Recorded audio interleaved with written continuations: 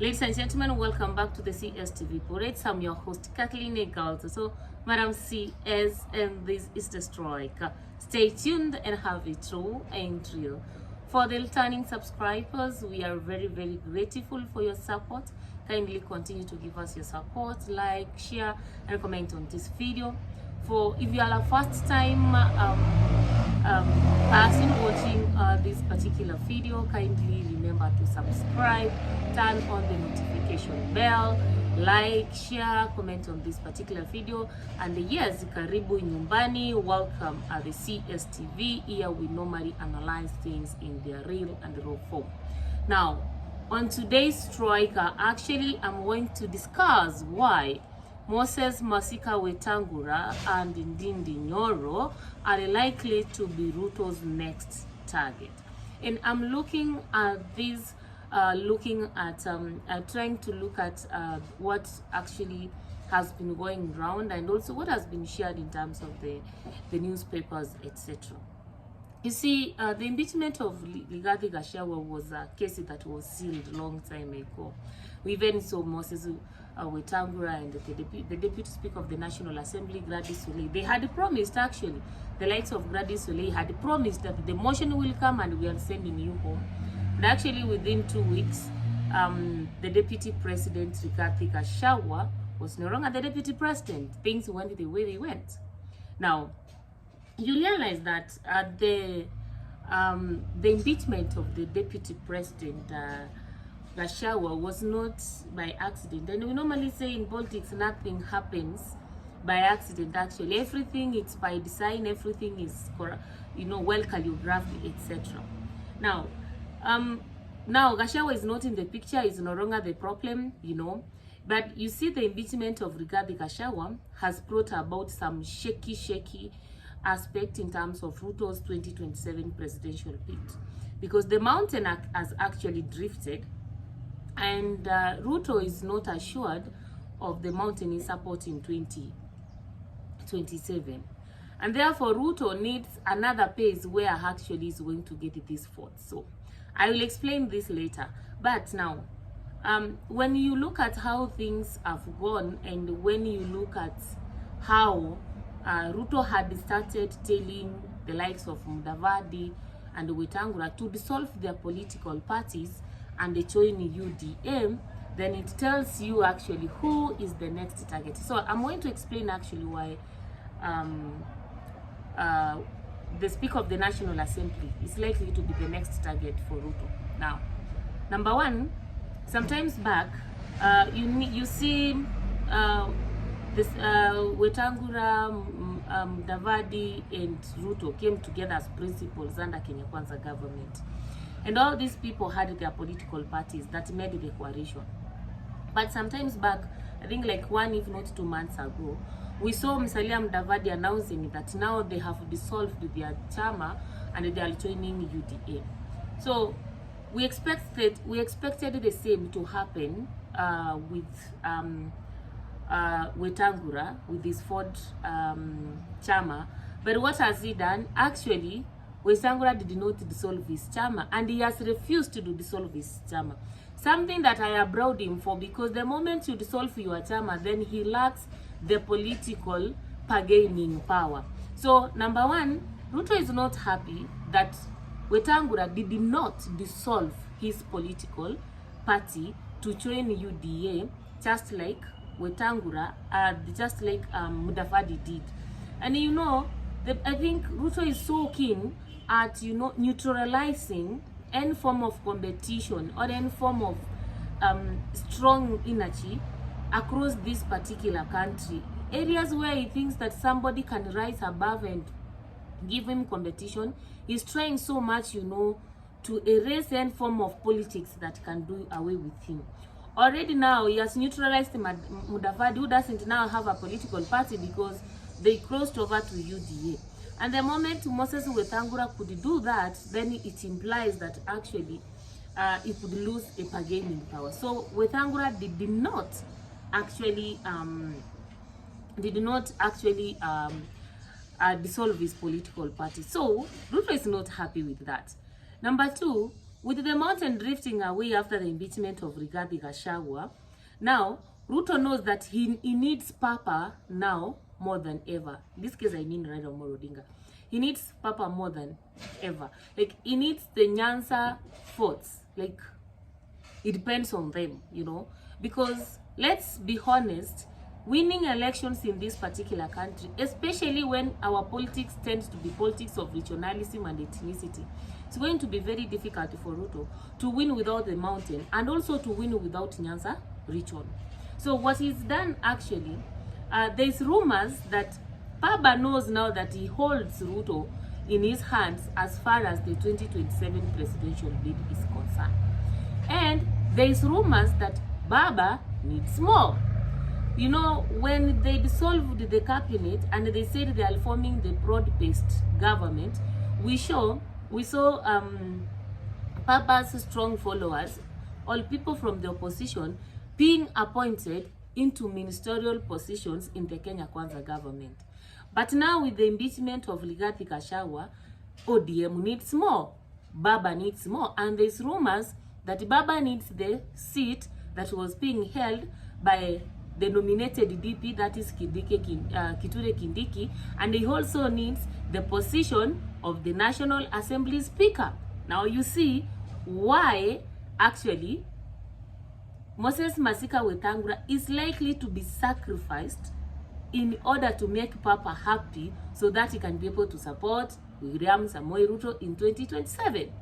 So with the rumors that Papa needs that particular seat, and if all of you remember, is that in our last elections actually, Bungoma did not fought the way other Luya regions fought. You know, Bungoma was in the Kenya Kwanza government. You know, Bungoma literally betrayed Papa. Let me say that. And Baba is sure that this was the work of Moses Masika Wetangula. And because of that, actually, Baba wants that particular seat, you know. He has to revenge, and this is his moment to do what? To revenge. So there is rumors that, you know, Junet Mohammed may come in as the Minister of Interior. But who is going to be given this position as the Speaker of the National Assembly, I don't know. But the thing is, there's rumors that Papa wants that particular seat, the National Assembly seat, a political speaker seat, and therefore Moses Wetangula's position, you know, is on you know, a shaky kind of breach, and if anything, that seat can go anytime, because when you look at what Papa will bring on the table for Ruto and what Wetangula will bring on the table for Ruto, and then it tells you that, you know, even when you look at Parliament, ODM has many members of Parliament compared to Wetangula's chama. So you see, when you look even in terms of the votes who's bringing a lot, but then of the days that Wetangula's votes cannot be compared to Baba's votes. And because of that, Wetangula actually is likely to be sacrificed and his position taken away in order to appease Papa, so that in 2027, at least, Ruto will have a standing ground to win elections without actually being pottered too much about Mount Kenya. And then there's also another thing that actually that is, you know, going around in the political corridors. When you look at Moses Wetangula and Ligichi, they are not the worst of enemies actually. You know, they were not enemies. And there was rumors that these two actually wanted to run for, as a pair, like to run for the presidency and the deputy presidency in 2027. Perhaps this explains why Moses Masika Wetangula was keen not to dissolve his political party. Remember, Rigichi never had a political party. Now that they knew they were going to run for this particular position, Moses Wetangula had to keep his political party. Maybe that political party could have been a savior.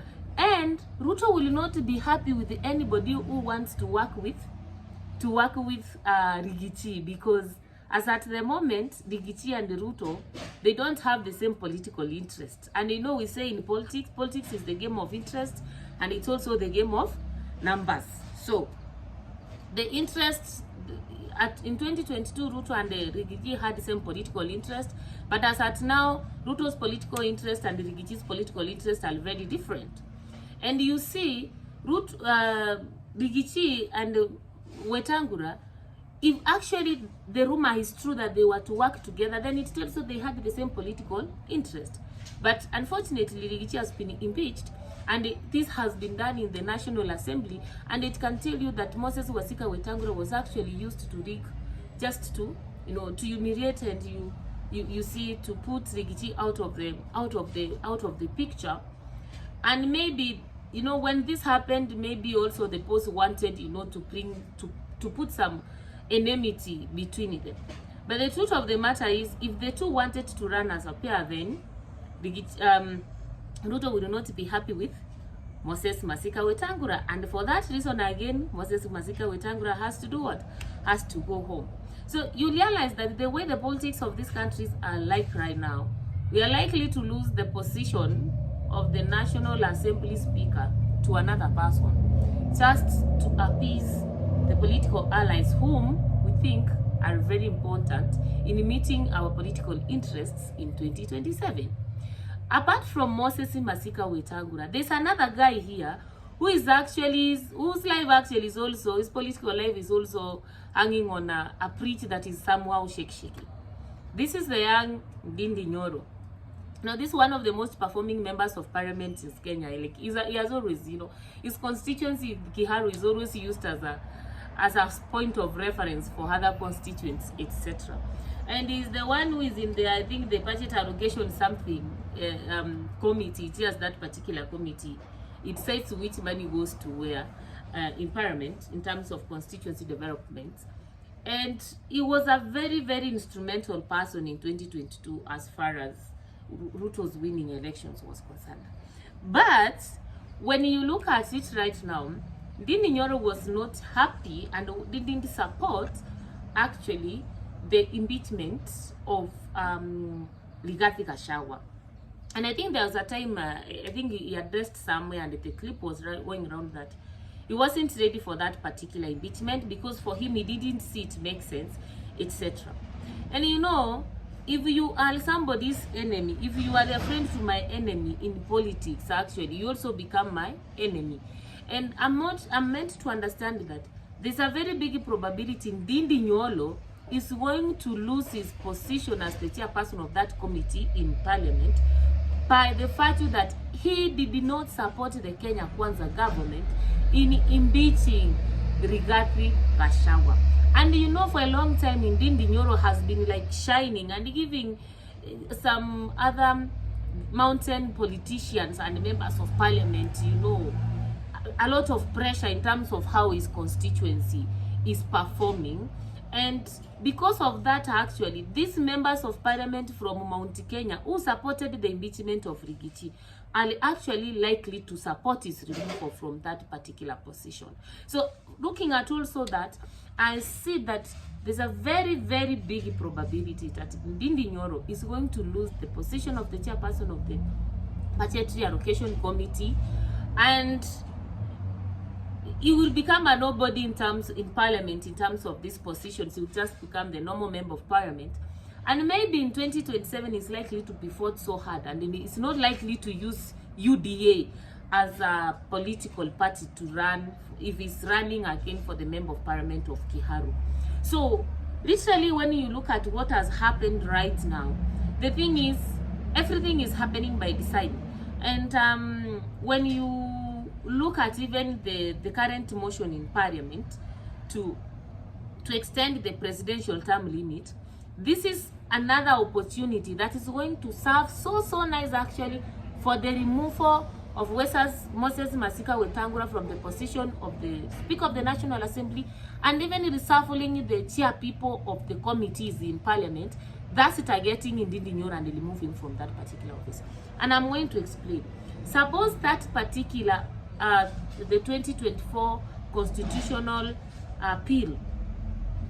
amendment bill passes, and let's say that now Ruto is supposed to run for the next 7 years.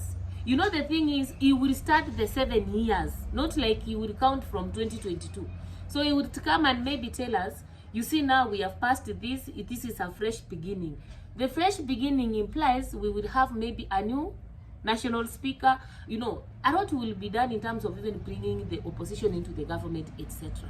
And this is going to serve as a very important opportunity to remove Moses Wetangula from that particular position, and any other member who has been opposed to the Kenya Kwanza political moves is going to be eradicated at that particular time from the space. Because let's go back to history. When the aspect of term limits came in Kenyan history, I think it was somewhere in did they put it in 1992? Yes. When the term limits came, actually, you remember that Moi continued and served in 1992 to 1997, 1997 to 2022, to 2002. So he served for 10 years. Kibaki was supposed to serve for 10 years. But what happened? We were supposed to hold our elections in 2012. But we passed a new constitution in 2010. And therefore, we had to do elections the following year. You know, there was that transition period, etc. So that is the same thing that is going to happen. And this constitutional amendment bill of 2024, it's not that somebody wake up one day and they decided we will make it happen. No, this is a political move, and it is well choreographed, it's well designed. But from where I stand, if what is outside there is actually true, then Moses Wetangula is likely to be the next victim and the next casualty of Kenya Kwanza political moves, and is likely to lose the position of the National Assembly Speaker. And Ndindi Nyoro is also likely to lose his position as the chairperson of the Budget Allocation Committee in Parliament. And another person who was actually opposed to the Kenya Kwanza political moves and is in UDA is likely to face the similar case. So what do you think? Do you think that actually Wetangula is likely to be the next victim? Do you think that Papa will bring more onto the table than Moses Masika Wetangula? Do you think that Ruto actually can win elections without Mount Kenya? That he can win elections using the Rift Valley, Western Kenya, and Nyasa region? Comment down on the section and the comment section below. Leave your ideas. Let us get actually your views, and also tell us what you want us to analyze in our next video. Kindly remember to share, comment, and like this particular video. Otherwise, maintain peace and choose. Ciao, ciao.